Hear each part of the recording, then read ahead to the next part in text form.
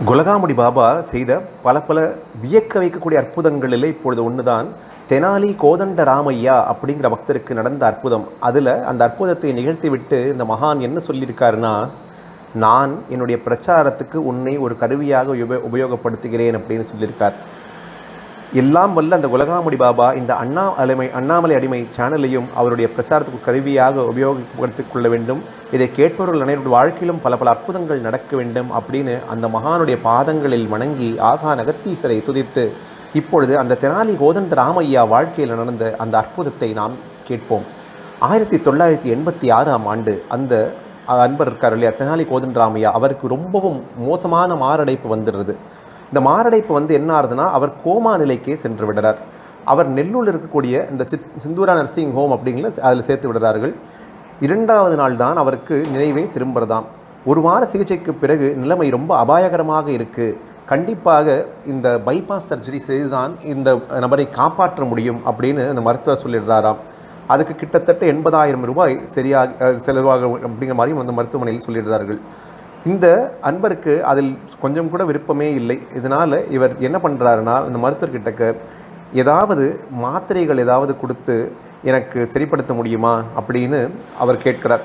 இந்த சிகிச்சை செய்து நர்சிங் ஹோமில் என்ன சொல்லிடுறார்கள்னா, நீங்கள் இங்கே இருந்தால் உங்களுக்கு பெரிய அளவுக்கு எந்த குணமும் ஏற்படாது, அதனால் தாங்கள் சென்னைக்கு செல்லுங்கள் அப்படின்னு சொல்லிடுறார்கள். சென்னைக்கு போகும்பொழுது, நெல்லூரிலிருந்து சென்னைக்கு போகும்போது அந்த வழியில் இந்த குலகாமுடி பாபாவுடைய ஜீவசமாதியை சென்று தரிசித்து அந்த மந்திரை தரிசித்து விட்டு போகிறார்கள், சமாதி மந்திரை. அதற்கு பிறகு இவர்கள் சென்னைக்கு போகிறார்கள். அந்த சென்னையில் போகும்பொழுது அங்கே விஜயா நர்சிங் ஹோம் அப்படிங்கிற ஒரு இடத்துல இவருக்கு சிகிச்சை நடக்க ஆரம்பிக்கிறது.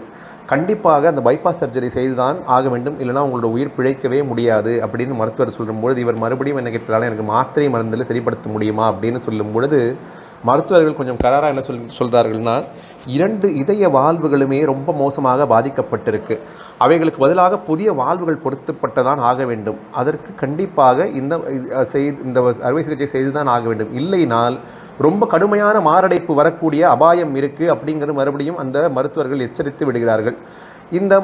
இந்த பக்தருக்கு அப்பொழுது என்ன தோன்றியதோ தெரியவில்லை. சரி, இவர்கள் இப்படியே சொல்லட்டும் அப்படின்னு சொல்லி, நான் இப்பொழுது என்னுடைய வீட்டிலே இருந்து இந்த மருத்துவத்தை பார்த்து கொள்கிறேன் அப்படின்னு சொல்லி அவர் வந்துடுறார்.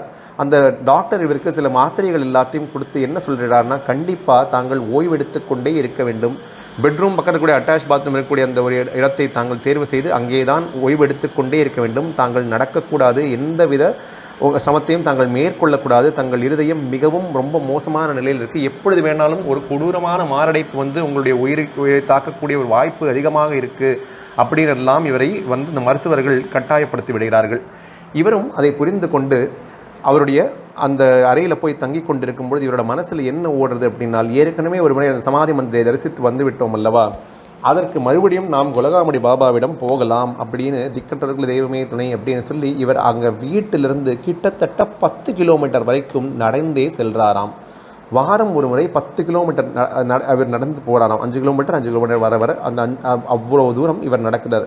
இவருடைய இதயம் ரொம்ப பலகீனமாக இருக்குது. அதெல்லாம் இவர் பொருட்படுத்தாமல் இவர் எந்த மருந்தையும் உட்கொள்ளவில்லை. அதனால் நேராக இவர் இந்த குலகாமுடி பாபாவோட சமாதிக்கு மட்டுமே போகிறார். 3 மாதங்கள் கழித்து திரும்பவும் அந்த டாக்டரை பார்க்க போகும்பொழுது இந்த டாக்டர் என்ன சொல்கிறாருன்னா, இவருக்கு சந்தேகம் வருது, நீங்கள்லாம் நடப்பயிற்சி ஏதாவது பண்ணுறதுன்னு கேட்கும்போது இவர் ஒன்றுமே சொல்லிக்கொள்ளவில்லையாம். மறுபடியும் ஒரு மருத்துவ சீட்டை எழுதி கொடுத்து அந்த படுக்கையிலேயே ஓய்வெடுக்கணும், கண்டிப்பாக எச்சரிப்பாக இருக்க வேண்டும் அப்படின்னு சொல்லியிருக்கார்.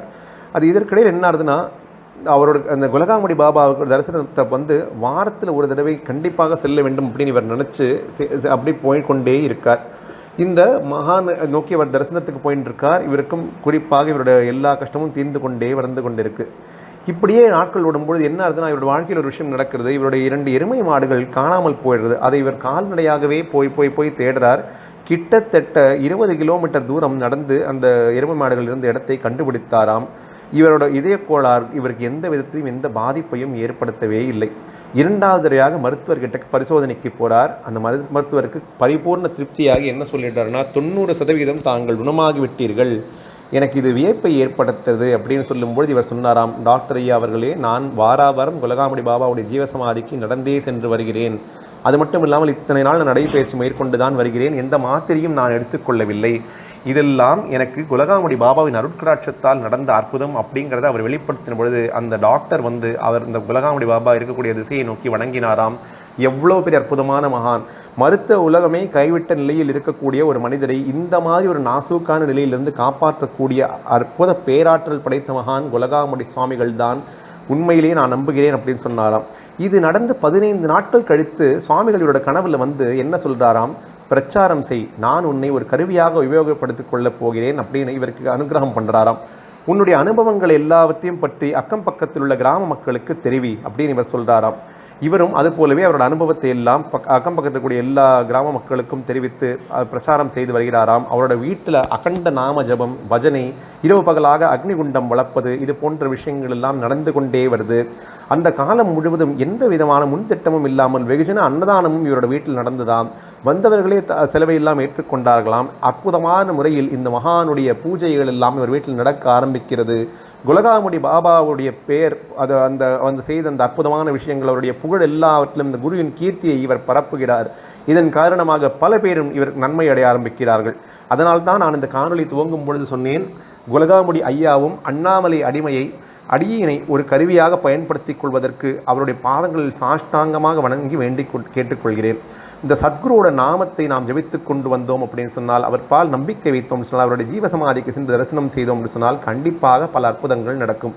இதே அன்பர் இன்னொரு அற்புதத்தையும் சொல்கிறார். அவருடைய நண்பருடைய மனைவிக்கு பிரசவ சமத்தில் ஆரம்பத்தில் இரத்தப்போக்கு ஏற்பட்டு கொண்டிருந்தான். கிட்டத்தட்ட இதே நிலை 7 ஆண்டு காலங்கள் அப்படியே அதில் எந்த மாற்றமும் இல்லாமல் இருந்துதான். இதை எப்படியாவது சரிப்படுத்தலாம் அப்படின்னு ஹைதராபாத்தில் இருக்கக்கூடிய பிரபல மருத்துவர்கள் தான் போகும்போது அவர் சொன்னாலும் பல லட்சக்கணக்கில் சிகிச்சை செய்ய வேண்டும், ஆனாலும் எந்த பயன் இருக்குமான்னு சொல்ல முடியாது, ரொம்பவும் மோசமான நிலையில் தாங்கள் இருக்கிறீர்கள் அப்படின்னு சொல்லும் பொழுது அவருடைய சிநேகிதி ஒரு நாள் அவருடைய வாழ்க்கையில் ஒரு திருப்பு முனையாக அமையும்படி பகவான் ஸ்ரீ வெங்கைய சுவாமியை பற்றி ஒரு சின்ன புஸ்தகத்தை அளித்தாராம்.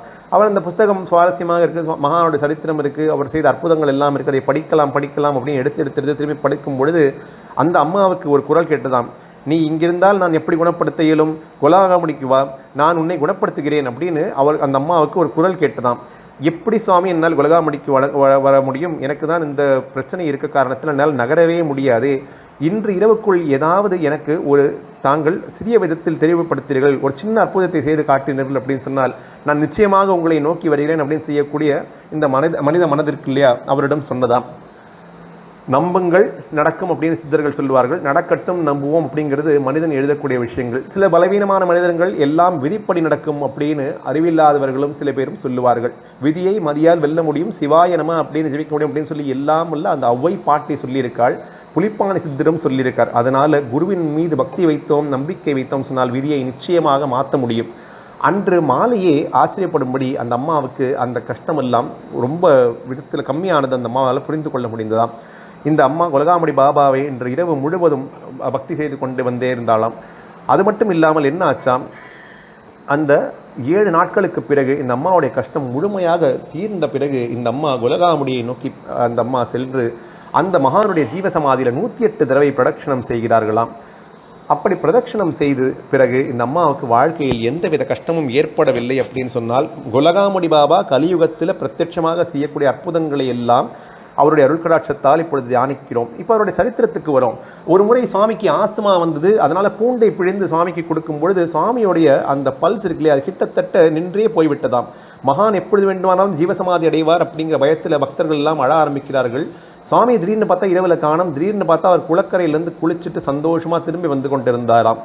இந்த மகான் யாராவது அகம்பாவத்துடன் ஏதாவது சமர்ப்பித்தார் அப்படின்னு சொன்னால் இந்த மகான் அதை ஏற்றுக்கொள்ள மாட்டாராம். ஒரு செல்வந்தர் ஏதோ இவருக்கு ஒரு போர்வை கொடுக்கலாம் அப்படின்னு சொல்லி முற்பட்ட போது அது வாங்க மறுத்தாராம். ஆனால் இவரோட அந்த வேலை செய்யக்கூடியவர்கள் அந்த பணியாட்கள் எல்லாம் அதை வாங்கி வைத்து கொண்டிருந்த போது மகான் சொன்னாராம், அந்த போர்வையை எடுத்து தாங்கள் அதையெல்லாம் அந்த போர்வையை எடுத்து ஏழை எளியவர்களுக்கு கொடுத்து விடுங்கள் அப்படின்னு சொல்லியிருந்தாராம். இந்த மகான் யாராவது அகம்பாவத்துடன் கொடுத்தால் எதுவும் வாங்கி கொள்ள மாட்டார்கள். ஆனால் பக்தியுடன் யாராவது எளிமையாக எது கொடுத்தாலும் அவர் கண்டிப்பாக அதை பெற்றுக்கொள்வார் அப்படிங்கிறது தான் அந்த நிதர்சனமாக உண்மையாக வழங்கப்படுகிறது. எவ்வளவோ அற்புதங்களை கலியுகத்தில் இன்றைக்கும் புரிந்து கொண்டிருக்கக்கூடிய மகான் ஜீவசமாதி எடுப்பதற்கு போகிறதுக்கு முன்னாடி என்ன சொன்னாராம், சுவாமி நீங்கள் போயிட்டீங்கன்னா நாங்கள் என்ன செய்வோம் அப்படின்னு பக்தர்கள் நாங்கள் எங்கே போவோம், எங்களை காப்பாற்ற யார் இருப்பார்கள் அப்படின்னு சொல்லும் பொழுது இந்த மகான் சொன்னாராம், சூரிய சந்திரகாரர்கள் இருக்கிற வரைக்கும் நான் பிரத்யட்சமாக என்றும் இருப்பேன் அப்படின்னு பக்தர்களுக்கு நம்பிக்கை கொடுத்தாராம். உலகாங்குடி பாபாவுடைய அற்புதங்களையும் சரித்திரத்தையும் அவரோட அருட்கடாட்சத்தால் மறுபடியும் இன்னொரு பதிவில் தியானிப்போம் அப்படின்னு சொல்லி இப்பொழுது பேசப்பட்ட வார்த்தைகள் அனைத்தையும் வெங்கையா சுவாமிகளின் பாதங்கள் சமர்ப்பணமாக வைத்து இந்த உரையை நிறைவு செய்கிறோம். ஓம் நமோ வெங்கடேசாய.